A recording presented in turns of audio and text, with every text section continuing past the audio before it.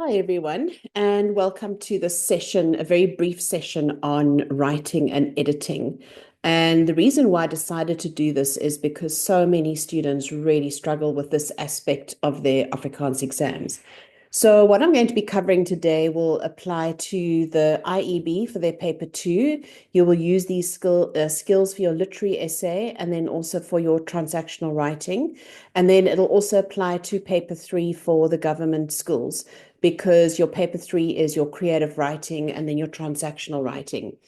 Um, Before I carry on, this video is going to be a shortish one, literally just covering the skills. If you want a more detailed video that covers all the formatting and more in-depth information, then you can get the module on our website, which is masteringafrikaans.com, and you can go on there and have a look. But this video is just to give you the basic skills that you can use in your exam. So, the most important thing for exams is preparation. And I know that most people want to learn essays off by heart. Um, I don't like my students doing that because then what happens is that when you get into the exam, you're stressing about how you're going to adapt one of the titles to match the essay that you've learned. So rather focus on your other skills, which are really important. So part of your preparation is going to be learning conjunctions, and nobody ever bothers to do this. So when you guys are learning conjunctions, you're learning the rule. You learn your group one, your group two, and your group three, and you apply the rule to whatever sentence they give you in the exam. But that is the very basic part of grammar. You need to be able to edit conjunctions when you do your writing, and I'll go over the editing a little later. So, to prepare for these paper two and paper three exams, you are going to select your three groups of conjunctions, and you're going to learn three conjunctions for each group.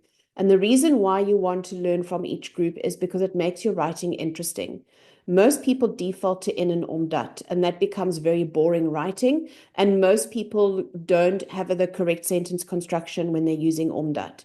So the three group one conjunctions that I recommend you use is en, obviously meaning and, want meaning because, and maar meaning but.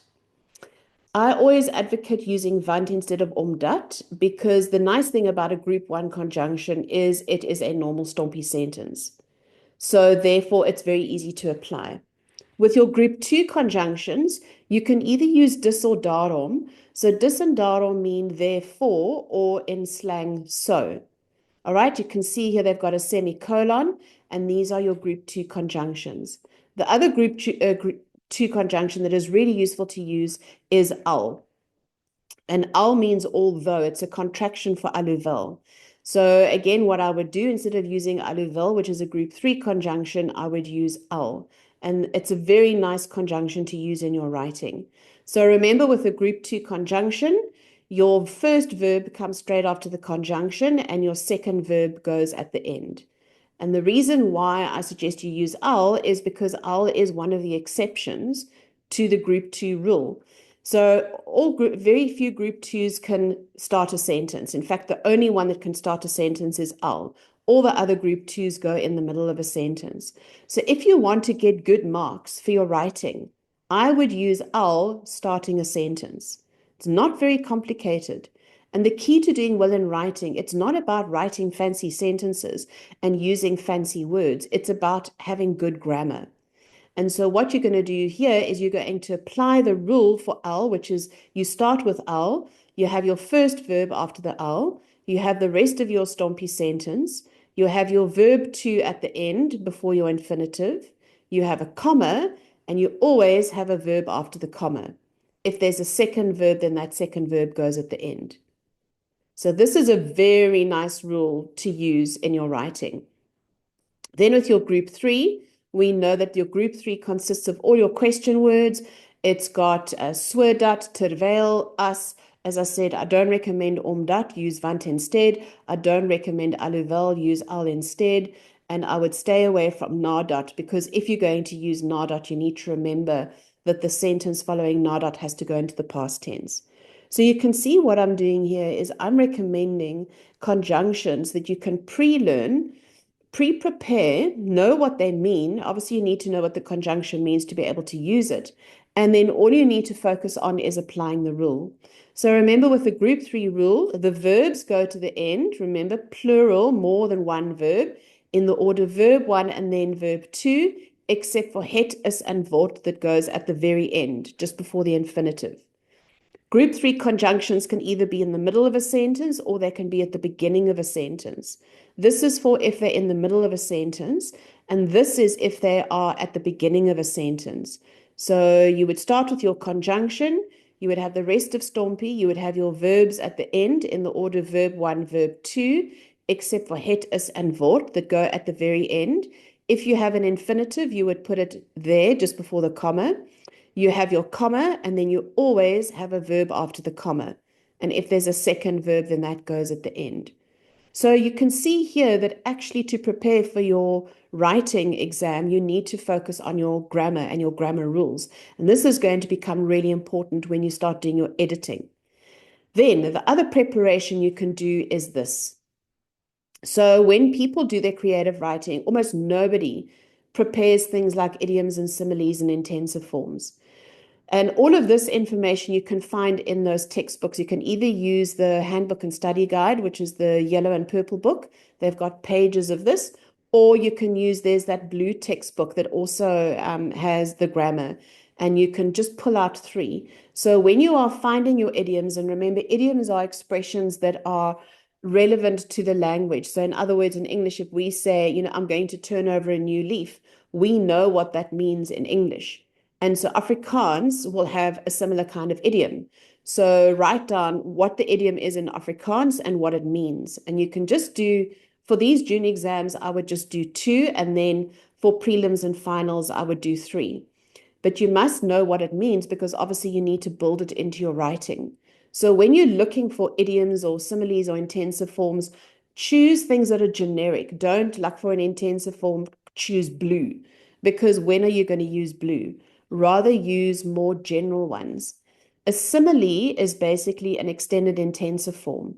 So for instance, if you take the word moeg, an intensive form for moeg would be dood moeg. A simile for moeg would be so moeg soos 'n hond. And you can see here with all your idioms and your similes, you're using up words, and you're using up words that you've prepared.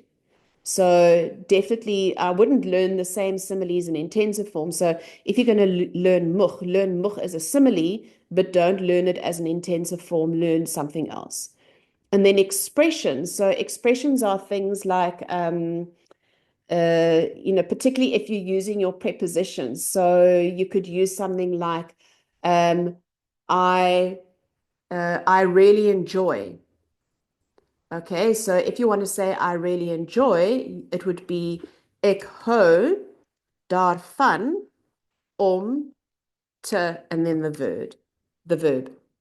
So these little expressions you will pick up when you are learning your grammar at school. You can pick it up in your set work books. You can pick it up in your textbooks.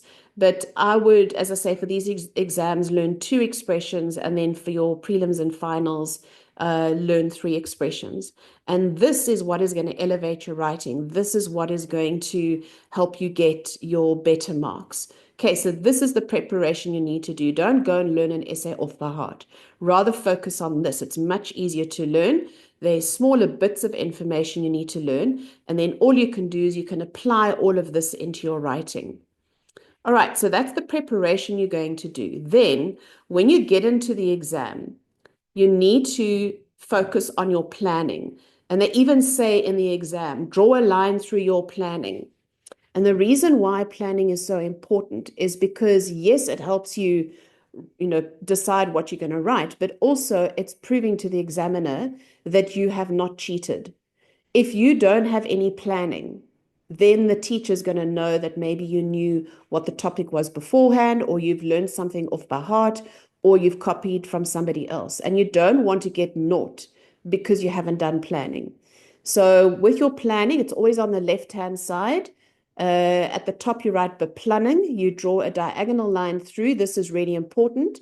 If you don't draw a line through, then the teacher will mark here. I've recommended to my students that you draw a little column on the right-hand side, and this is where you're going to be counting your words. And then at the end, you're going to have your total word count, and this is what you're going to carry over into your final. On the right-hand side, you're going to write final, and this is where you will do your final writing. So yes, this does take time, but with the technique that I'm going to show you, it's going to be a lot quicker and a lot more accurate. And the technique that I'm showing you here, my students have used and they've been very successful. I had a student last year in matric that pulled her marks up from 52% to 85%, literally just by using this method. She didn't improve her word knowledge. She didn't do anything else. She literally just used these techniques. She used the preparation that I showed her and she used the technique. And that's exactly what I'm sharing with you here.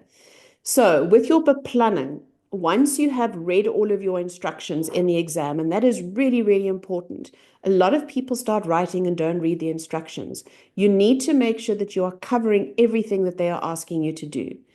So then what you're going to do is in your planning here, write down the sentences as you think of them. And you're going to write down the sentences underneath each other like this.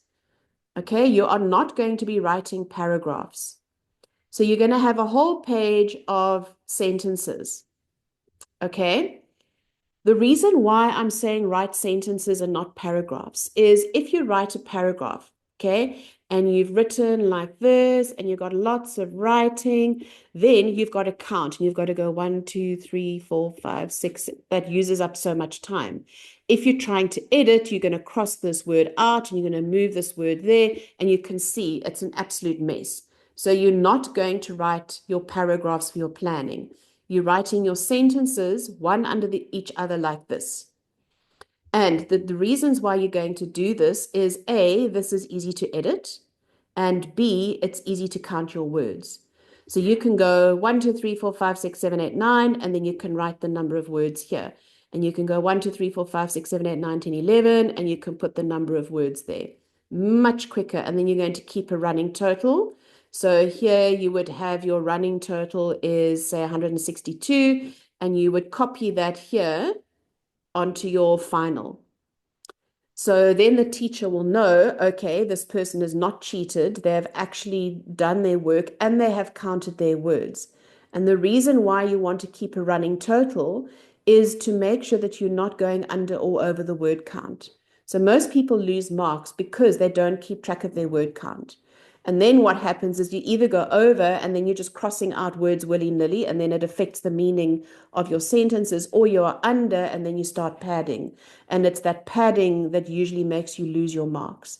So what you can do here is as you're writing, every now and then you can say, okay, well, I've got up to, 64 words here. So I need to keep track of where I'm running in my word count. So this is a very useful method. It gives you a very close control over what you are writing. What this also allows you to do is when you are editing, you can, for instance, you can take a word out there, or you can say, okay, that word must go there, or you can say, well, these two sentences here should be joined together, and I'm going to use the conjunction soordat. So it allows you to play around with your planning and your editing. And it is a very, very useful way of, making sure that you write very tightly. So when you write your sentences, you are going to write them as you think of them. So for instance, if I think of a sentence, I want to go to the beach because I want to swim in the sea. So, ek wil gaan na die strand omdat ek gaan swem in die see. Okay, so this is how you would write your sentence. As you can see, I've done no editing or anything like that. All I've done is write the words as I think of them. I've put them into Afrikaans and I've just written them. And the reason why I'm saying this is it's almost impossible for English-speaking people or non-Afrikaans people to translate and edit at the same time in their brain. You are trained to edit visually because you've done grammar, and so you're able to look at a sentence and identify the parts of the sentence. So when you're editing, the first thing you're going to do is you always find the conjunction. And what I recommend is that never write a sentence that has more than one conjunction. It gets way too complicated. And the key to writing successfully in Afrikaans is to keep it simple. Don't write fancy, complicated sentences like you would in English. You always keep it simple and you only ever have one conjunction. So here you've got the conjunction omdat. So now we know that this sentence here before omdat is a normal Stompie sentence. So the key things you're going to be looking for when you edit is Stompie, okay? And the reason why you need to focus on Stompie is because most English-speaking people put their verbs together, like here, wil gaan, because that's what we do in English. So that's where most people lose their marks. You need to really concentrate hard on separating your verbs. Then you're going to look at your conjunction rule. Very important. If you don't apply your conjunction rule, you will lose marks. The next thing you're going to look at is your negative. And the thing that most people forget with negative are the words that change. Don't forget, remember, you learned those for grammar. And also having the ni at the end. And remember, the second ni is the only thing that can go after the infinitive. Then you need to look at your adjectives, and I'll go over that. And then lastly, your spelling. Okay, so these are the things that you're going to look at when you're editing. So if we go back to this sentence here, we can see straight away that I've got two verbs next to each other. So here, wil is your verb 1 and gaan is your verb 2. So therefore, we know that gaan has to go to the end of the sentence. Okay, this is because of Stompie. Omdat is a group 3 conjunction. And you can see again here we've got two verbs, all right? And we know that with a group 3 conjunction, your verbs have to go to the end of the sentence in the order verb 1 and then verb 2. So therefore, gaan swem has to go at the end. And so when you are writing your sentence out, you would write, ek wil na die strand gaan, omdat ek in die see wil swem. So here you've gone from a sentence where you would get maybe -2 marks because of all the grammar mistakes to a sentence where you would get 100%. And you can see what I've done here is I've not changed any of the words. The words are very simple. I've used strand and see and swim. So I haven't used fancy words. All I've done is edit and make sure that I'm applying my grammar correctly. And this is where you improve your marks. Okay, again, it's not about learning fancy words. It's about editing. And this is a skill that they don't teach at schools. And it's probably the most important skill that you need to learn. So when you're editing, as I say, you're going to look for Stompie. The most common mistake that people make is putting two verbs next to each other. So always, always, always concentrate on that. The next thing you're going to concentrate where most people lose their marks is conjunctions. And that's why I said in the preparation, learn a group 1, a group 2, and a group 3. And obviously you need to know what those rules are. With a negative, we've spoken about remembering the words that change and making sure that you have a second ni at the end of the sentence. So this thing with adjectives, okay, the most important thing to remember with adjectives is that all adjectives end in an E. Okay, so if you take a word like, for instance, wonderlik. All right, so wonderlik is actually an adverb. So you would have die dag was wonderlik. But if you want to use that as an adjective, you would have die wonderlike dag. And again, this is where most people lose marks. They lose marks because they put an adverb. So most people would write die wonderlike dag because they've translated from English the wonderful day. But they've used an adverb instead of an adjective. So just be really, really careful. They are very strict about this. Remember, an adjective, when you're editing, comes before a noun, okay? And we know that this is a noun because this is the article.